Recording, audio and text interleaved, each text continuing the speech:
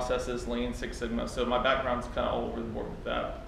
So I left there to come work at Summit 7 Systems, because what's unique about Summit 7 Systems is that right now we have 2 guys that live within the state of Alabama, which are considered Microsoft Most Valuable Professionals, or MVP status. And those guys are always on the speaking circuit. They're connected into the Microsoft product team, and we're very fortunate to have a couple of those guys work with us. So I left that job to come work with them. And you'll see that we've been recognized in the industry. We're a Microsoft Gold Partner. We don't work for, I'm not a Microsoft employee as much as it might seem like when we go through some of these things, but I'm not. I'm here just to give you sort of the reality of it and, sort of cut through some of the fat, so to speak, so you can get down to, to really what it's truly going to be about. So we've been recognized by KM World, which is knowledge management, is one of the top 100 companies, Inc. 500, CRN Next Gen 250. So those are some of the company credentials. And then from a thought leadership perspective, you've got, we've written several books. They're not all up here. We've got overall, between the MVPs and people on staff, we've got about 30 books that have been published in the industry.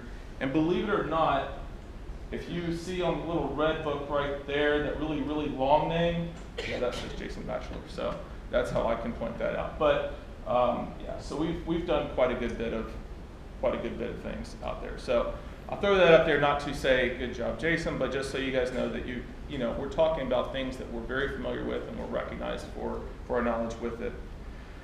So some of the things just to bring up, we talked about ISD and the state's movement towards Office 365. And one of the big advantages is trying to bring the state together so you get buying power, you get economies of scale, so people can start making use of the tools and then working together on those things. So we've done a Office 365 end-to-end design, so pretty much how it starts, how it's going to end, what are the technologies that are going to be in play for the entire state. There's a pilot that's going on for Office 365 Pro Plus. And if I say that, you may not know what that means, but I'll get to that slide in here in just a little bit. You also have an Exchange pilot, so the thing that runs all of your email. We're working with a migration to getting that offloaded into the Office 365 environment, and we'll cover some of the benefits. So while it may sound scary, there are some benefits that everybody's really going to like, and I can touch on those from a IT perspective and then also from the end user perspective. And we've got a couple additional SharePoint Online pilots, and we'll go through some of these technologies. So, the workforce, right, in general, if you're talking about commercial, public sector, education, any of those things, the needs are always changing, right? You all have mobile devices, you all have readily available access. It seems like my kids can find me no matter where I'm at, and the same thing happens even in the workforce, right? You're always getting email, or you have different things. And I can tell you right now, which I don't have it with me because my 5-year-old has Lego Star Wars on it right now, but I have the iPad at home, I've got an Android phone in my pocket, and then I'm running a Microsoft Surface 3. And if you don't tell me that's not the way the world works, right, then we need to swap worlds. But there's a lot of people that have multiple devices. Corporations have multiple devices. So what Microsoft has done is they've recognized that the workforce has changed. So what they've realized is that there's a ubiquitous need, right? The need for readily available access for everything. For your email, for Word, for Excel, for PowerPoint. I mean, I'm assuming all of you have used those tools to some degree at some point, right? And I was joking with Lane earlier about, high school, college, grad school, all of those kinds of things, and it was like, man, I can't work on this paper because I've got to go back home. But how cool would it be for you to be able to work on a spreadsheet or do calculations in Excel, leave everything at work, and then be able to go home and have access to that? I mean, that's pretty powerful things. So Microsoft has really worked through trying to get their technologies and their environments working in a way so that people can start making use of them. So what they've done is they created Office 365. Right? And we call it is the modern office because it is the way people work now. All right. So what you get with that, okay, when you have Office Pro Plus, okay, it's a subscription, right, that the state is providing, but with that, you get the ability to install Microsoft Office on up to 5 devices. So if you remember, I've got a Surface Pro 3, I've got an Android phone, I've got an iPad, so I've got the ability to install Office on all those devices under one account rather than, I mean, if you remember back in the day, right, you have to spend $200 on every time you wanted to install Microsoft Office. So that's a lot better now. A lot better. So if you look, you get 5, right? You get to 5 installs on it.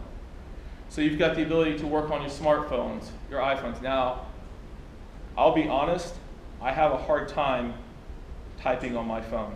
God gifted me with really big thumbs, and I was a goalkeeper in college for soccer, so I've got jammed thumbs, and things just don't work like they should for somebody my age. But the benefit is if you do have other devices, you have the ability to install it on there. So you can install it on a Droid, right? Or if you have Gear devices or any of those things, you can install it and work with it there. The other thing that you get, Eric, you get online access to those Office apps. So everybody heard of Google Apps, or right, what is it, the Google Docs and those kinds of things. Obviously, that was a major breakthrough in the IT industry. When they started doing that, everybody said, "Wow, that's pretty cool." If we could do that with Microsoft Word or Excel or PowerPoint, that'd even be better. And so now they've done it. So when you hear me talk about, you know, online versions of Office, that's what I'm referring to. And when we get to the end, you know, originally Lane said I had 30 minutes, and I saw on the agenda I had 50. So I'm hoping I can get through the end of the slides because you can tell I talk a lot. You also have this thing called OneDrive for Business. Okay, now OneDrive for Business, if you've heard of Dropbox, or even SkyDrive, but it's not called SkyDrive anymore, it's called OneDrive now. It gives you the ability to store things in the cloud and have access to them. The great thing about it is that you can share easily, and it gives you offline and online access, and we'll go through some of those things. So if we go through and say what is Office 365, and what is Pro Plus, so you'll see these are the things that come with Office 365 Pro Plus, and if you guys need me to step away, just raise your hand and say, move. And then what you get now is you also get the Exchange Online, Link Online, which Link is now called Skype for Business. Everybody heard of Skype? Okay, so we'll go through that here in a little bit. SharePoint Online, OneDrive for Business, and Yammer. Yammer is Microsoft's Facebook-like social collaboration platform, but we're not going to dive too much into that right now because there's already enough new technologies coming in at this point. So we're going to keep it on the ones you guys are going to be interested in. So this is just another one of those pretty slides, right? Ultimately, the biggest benefit is that you're going to get Microsoft Office and access where you need it and when you need it. And if you don't have access to Wi-Fi, but you want access to those documents, the offline capability will let you have that. You're also going to have the latest and greatest versions of Office. So as Microsoft continually releases new updates and those kinds of things, you're going to get those. You don't have to worry about going out and buying the next year's version or the upgrading. All those things are going to be included with it. And then you also have the cloud storage that's built in with it. So some of the things, right, if we talk specifically well, how is this going to help Alabama? Okay. Obviously, you're going to get more fluid sharing and collaboration. And what that means is that you're going to be able to work together with everybody a little bit more easily. So where you would email a file 20 different times, instead you could just email the link. That way you don't have that file 20 different times being emailed out and figuring out which one's the real one. You have a single record of truth, which is pretty important, especially when you're dealing with, you know, personnel files or records or, you know, spreadsheets of data or inventories or any of those things, right? You want to be able to make sure that you have a single point of record for all of that. So when we say that file storage is Microsoft's problem for high availability and security, what we're meaning is we're using and leveraging their data center. And people can make use of that because, if you think about it, Microsoft's one of the largest companies in the world. Right? This is a core piece of their business. So their ability to secure it and to protect it and to back it up is a huge part of how they do business. So this has become an area where they've continually invested in. You also have the ability for cheap storage. Okay, so when we start getting into some of the things we'll see how on email, where you can get 50 gig mailboxes. So you don't have to worry about that, my mailbox is full. you guys need to clean out your inbox. Instead, you can keep a lot more email if you need to. Now, IT may want you to clean it up still, but I can tell you there have been reasons even at Summit 7 where I've got customer emails back for 3 or 4 years all within my inbox, and I haven't had to do anything because Microsoft keeps throwing more storage at us to use it. And obviously, the more that you can leverage this, right, if you're already getting updates and your mailboxes are already being backed up and you're already having archive and those kinds of things, it gives your IT the ability to provide capabilities to you or help you do things that are what I would say, right, value add, rather than I need a new version of Office installed, right? You're already getting those. So now IT becomes, instead of just a help desk, they start becoming more of an asset helping you do other things. How can I get more data, out of this database or these Excel spreadsheets? How can we bring that together and become an asset to be able to answer those kinds of questions? So we talked about Office Apps Anywhere. I mean, like I said, you're going to get it on multiple devices, okay? So it all renders the exact way that you would expect. So if you are working with Office on a Droid, on a phone, it scales it down. So the functionality, so like the little hamburger menus where you get the 3 lines, those kinds of things, all right, they have taken the Office experience and they have tailored it to the device that is actually using it now. So it's not like you're having to deal with, constantly scrolling and resizing those kinds of things. They've done a much better job getting this latest version rolled out. You can also get to your Office from any browser. And I'll go through and I'll show you a demo of this here in a little bit. Actually, I'll log into my environment and you can just sort of see what all is available.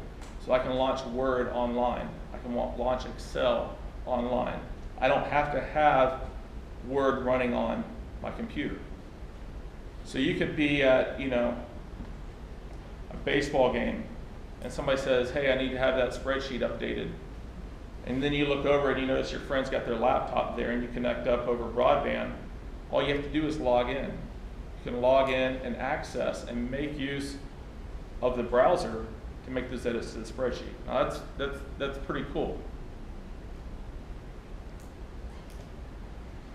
So the other challenge is, so we got all these things online, but what happens when you're offline?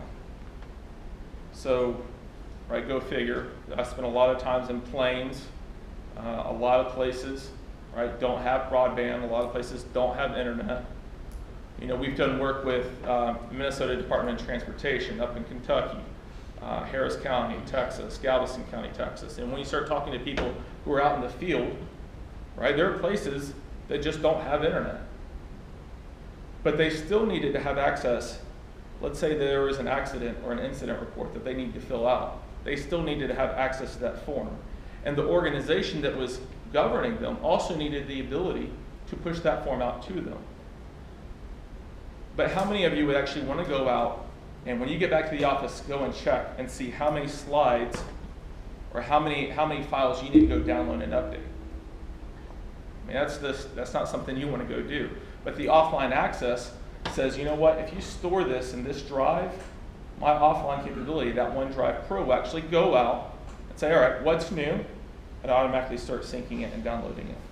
But let's say you also have a Word document, right? You're working on a presentation, similar to what I was doing for this. And I'm working on the presentation, and I'm at the baseball game. And I still don't have broadband access. But I want to make sure, right, that the changes get saved. So what happens? I save it. It stores it on my local computer here, right, the Surface. And when I get connected back up to broadband, right, or Wi-Fi, what's it going to do? It's going to sync it back up, and it's going to push it up for me. So it takes a lot of those steps, because I'll tell you, and my wife will tell you, I'm really not good at remembering the small details on those kinds of things. Just, you can ask her about her anniversary and her birthday, that we're all within 3 weeks of each other. But those kinds of things, right, they're important. They're important for you to do your job, and those are also things that you might forget about if you don't have the ability for that to be automated for you. So you'll see on the screen right here, right, that's actually, that's OneDrive for Business. And so what it's doing is it'll actually go out and you have a a set amount of storage that's available to you. So how many of you have file shares? Do you have file shares? Z drives, S drives, Y drives, A drives, any of those kinds of things? If you have those, then what you can do with OneDrive, right? You can use OneDrive as that location now. And at that point, you're dealing with Microsoft having to take care of the backup and the restores and those kinds of things. But you also have that ability to get access to those documents if you need them. So you don't have to have a VPN configured or trying to figure out why your extranet credentials are not working. So you don't have to worry with those things. Let's see. So this is just another summary, right? So you get, with OneDrive for Business, you get 1 terabyte of storage. Right? That's a lot of storage for you. So you also have the ability to work together, to be able to email links to a document and share that out so that people can go in and they can take a look at it. Anybody ever seen where you'll get those short URLs, right? And the short URLs will take you to either, they're really common with YouTube videos and tweets and those kinds of things. So OneDrive for Business gives you the ability to use those short URLs.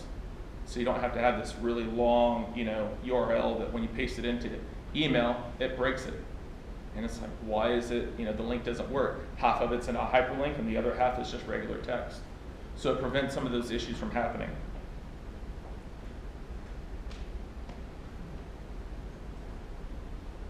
So when we start talking about the business class email capabilities, right? You get 50 gigs standard, right? You get 50 gigs for your inbox. Now, what's that? Well, the last one yours might be 25. The new one, there's a couple, I have to go back and look at the service level, but there is the one that they just pushed out for us for Summit 7 is 50 gigs now. So sometimes what they'll do is they'll make all their partners like guinea pigs. They'll push them out, and then before they push them out to other customers. But at this point, right, I know my inbox right now is at 50 gigs.